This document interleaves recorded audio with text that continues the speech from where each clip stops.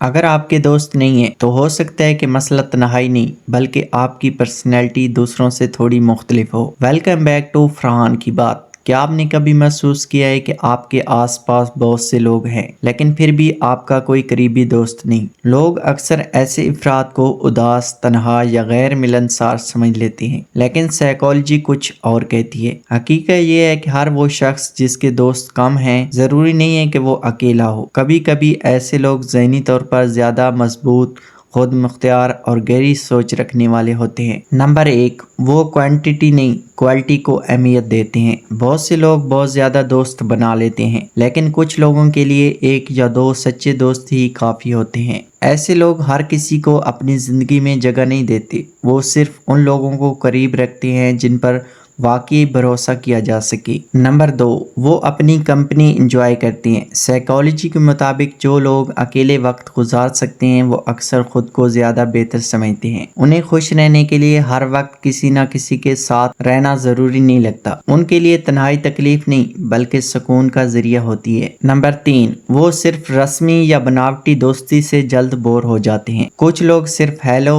ہائے یا ہلکی پھلکی باتوں میں دلچسپی نہیں رکھتے، انہیں گہری گفتگو، سچے خیالات اور دل سے بنے رشتے پسند ہوتے ہیں، اس لیے ان کے دوستوں کا دائرہ چھوٹا ہوتا ہے۔ نمبر 4، وہ لوگوں کو دھیان سے دیکھتے ہیں اور سمجھتے ہیں۔ ایسے لوگ جلد کسی پر بھروسہ نہیں کرتے، وہ پہلے لوگوں کے رویے، باتوں اور کردار کو سمجھنے کی کوشش کرتے ہیں۔ اسی وجہ سے ان کے دوست کم ہوتے ہیں لیکن وہ غلط لوگوں سے بھی کافی حد تک بچ جاتے ہیں۔ نمبر 5، وہ اپنی انرجی بچاتے ہیں۔ ہر رشتہ اور ہر سوشل کنیکشن ذہنی انرجی لیتا ہے۔ کچھ لوگ اپنی انرجی فضول ڈراموں، بحث اور بناوٹی رشتوں پر ضائع نہیں کرنا چاہتے۔ وہ اپنا وقت اور توجہ اپنے گولز، سیکھنے اور اپنی بہتری پر لگاتے ہیں۔ نمبر 6، وہ اکثر زیادہ سیلف اویئر ہوتے ہیں۔ ریسرچ سے پتہ چلا ہے کہ جو لوگ اپنے بارے میں سوچتے ہیں اور خود کو سمجھنے کی کوشش کرتے ہیں وہ اپنی پرسنالٹی، کمزوریوں اور جذبات کو زیادہ اچھی طرح سمجھتے ہیں۔ یہ خود آگاہی انہیں عام لوگوں سے تھوڑا مختلف بنا دیتی ہے۔ نمبر 7، ان کی پریورٹیز الگ ہوتی ہیں۔ بہت سے لوگ اپنا وقت نئی سکل سیکھنے، کتابیں پڑھنے، بزنس بنانے یا اپنے خوابوں کو پورا کرنے میں لگاتے ہیں۔ جب زندگی کا فوکس کچھ اور ہو تو دوستوں کی تعداد خود بخود